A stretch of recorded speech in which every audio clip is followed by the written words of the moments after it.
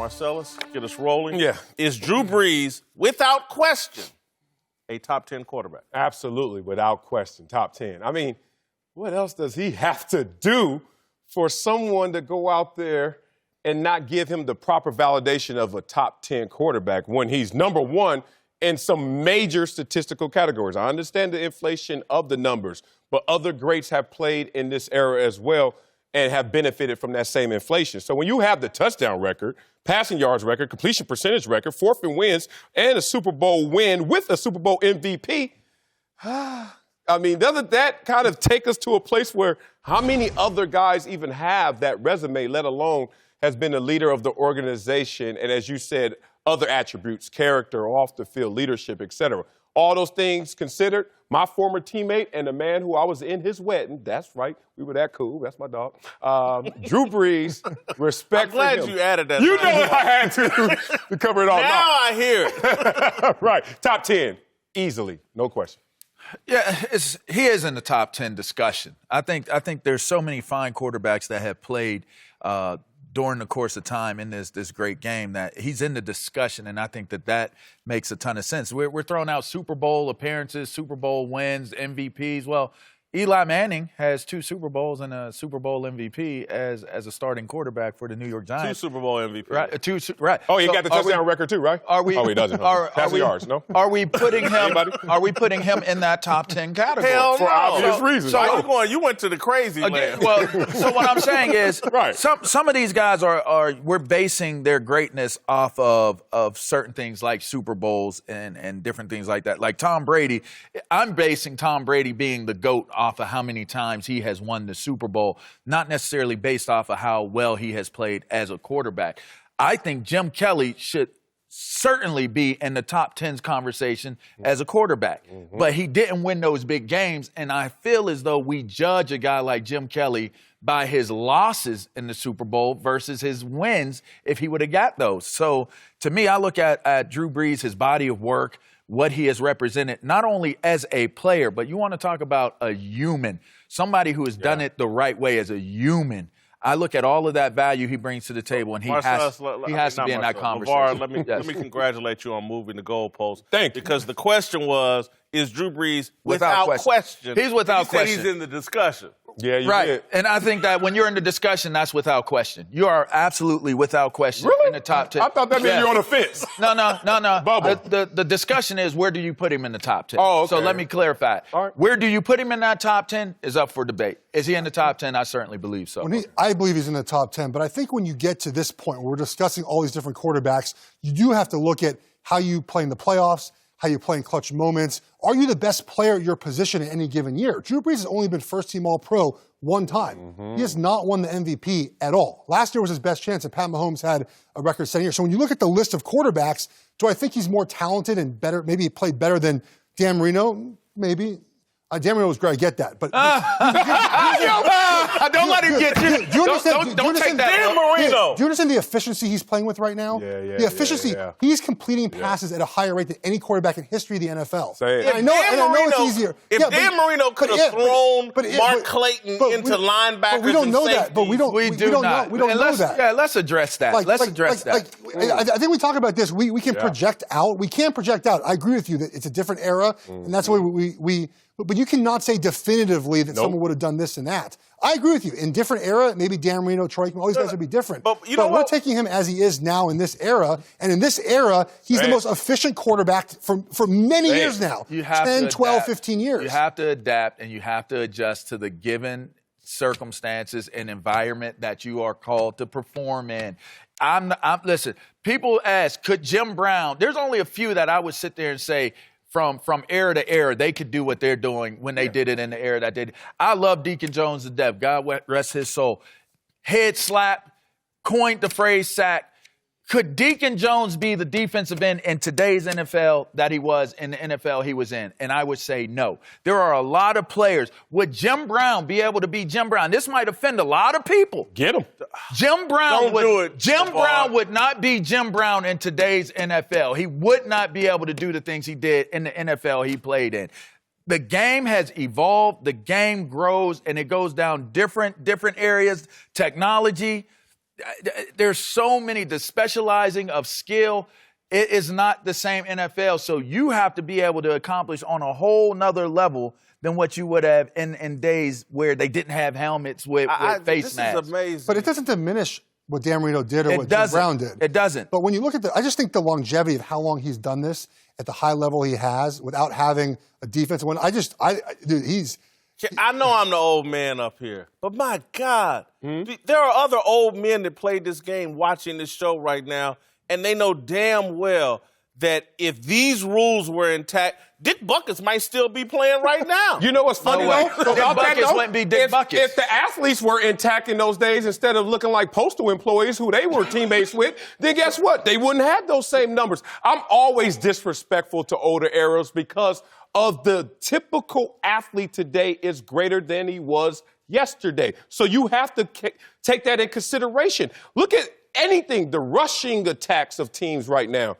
What's getting diminished? The running back. And you're going to sit there and say, oh, well, I wonder why. You know why? Because that position is being asked to do different things. If you look at what we're seeing now from the quarterback, they're being asked to do different things, and it's a seesaw effect. But I just want to be clear here. If Jim Brown's birth date was 1987 instead of whatever it was, 1947, he would be a beast in this league. Your guess? I tell you why. I'll give you the one that's the most objective. Here's the most objective. Jesse Owens. We all know who Jesse Owens is in terms of greatness and gold medals. Usain Bolt would have ran away from him back. No, I'm not even going to go Usain Bolt. Jesse Owens would have struggled to win the California High School State Championship in the 100 by time. But I know you're acting. I know I get that. Today. You're acting like he wouldn't have access to all the training that we have now. The diet. Yeah, that's a great point. That is a great point. Again, all these don't have guys access to that DNA? Well, I think his DNA speaks for itself, and it was tremendous. Right.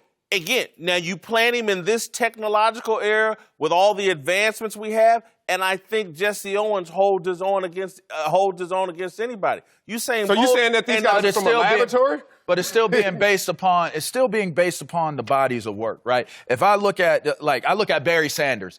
Barry Sanders has the ability, the skill set to actually be Barry Sanders in whatever era he plays in. Yeah. How many players can you really sit there and can you say that? Here, you've really stunned me. I'm sorry. I do get emotional about Jim Brown. That's sorry. my guy. And I can't believe we're having a conversation about Drew Brees and Jim Brown has been slandered.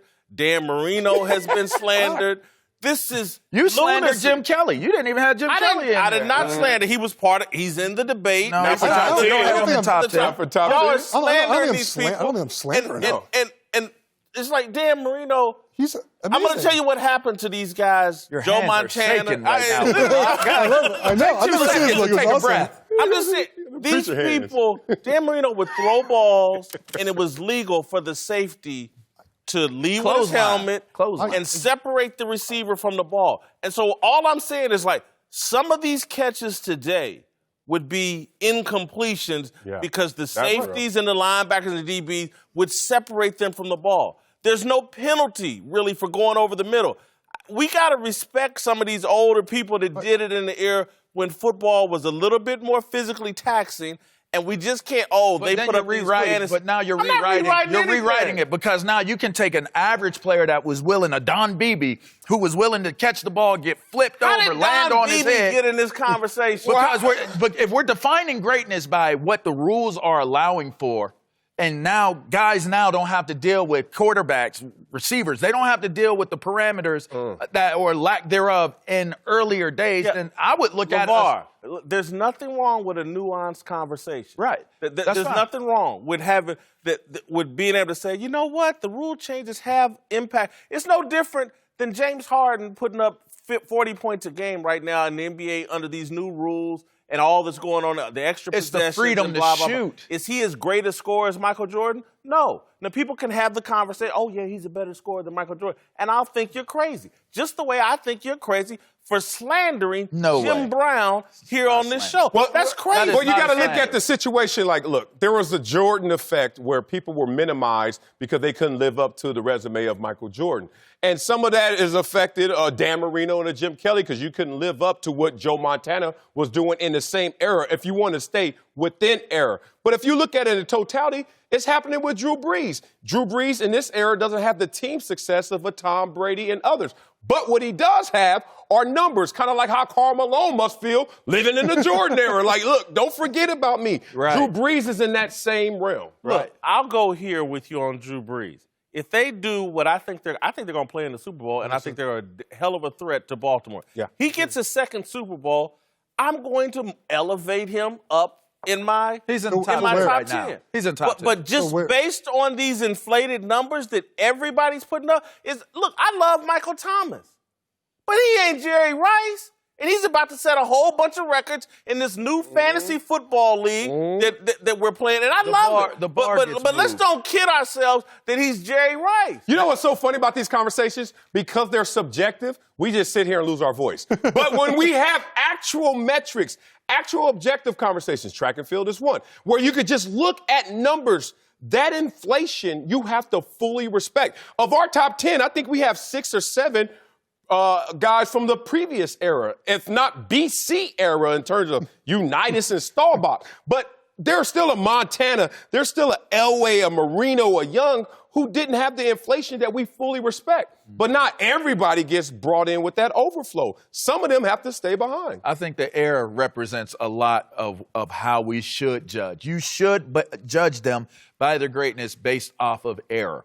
And the reason why I say that is because when you get into the discussions of a James Harden versus a Michael Jordan, or we're talking about a Drew Brees versus a Joe Montana, you have to look at it from the standpoint of the blueprint was written by Michael Jordan. You have more players now who train specifically to be able to develop their skills to do the things that Michael Jordan has done. There were far and few less players capable of doing the things that Michael Jordan did than you do now. Gotcha. And they do not show that way. Talk football. Yeah. Because and I'm sorry for bringing in Jordan into this. Yeah. You'll probably slander him, and you probably just did, and I just blocked it out. Here's what I'm saying. All right. Here it is. Dominance in your era. Yes. And so when I start rattling off the names, Tom Brady, he's won a couple of MVPs. Mm-hmm. John Elway, I think he was MVP. Joe Montana, he was MVP. Johnny, MVP. Steve Young, MVP. Dan Marino, MVP. Roger Staubach, MVP. Peyton Manning. Brett Favre. Eli Manning. No. He ain't in the conversation. But he's got everything they got. He has everything they have. I'm talking about more than some of them. They got in-season Oh, you're saying MVP. for the season. Okay. I thought you meant MVP. I'm with you. Everybody followed it except for you, LaVar. Okay. MVP. Go Penn State. We are. Drew Brees Was he an MVP? Yes or no? Drew Brees Eli Manning. has no MVP. Super Bowl MVP. He hasn't been as dominant in his era That's not as right. these other guys. That's the Jordan effect. Like, you can't. Dan Marino never won MVP. No. I was about to say he never won a Super Bowl. He never won it. Don't take my. I almost misspoke. He never won a Super Bowl and only went once, and that was in the second year of his fault. Oh. Thanks for watching. Subscribe here to get the latest from the show. And be sure to check out more of the best clips from Speak For Yourself, or go watch a few segments from our other shows on FS1.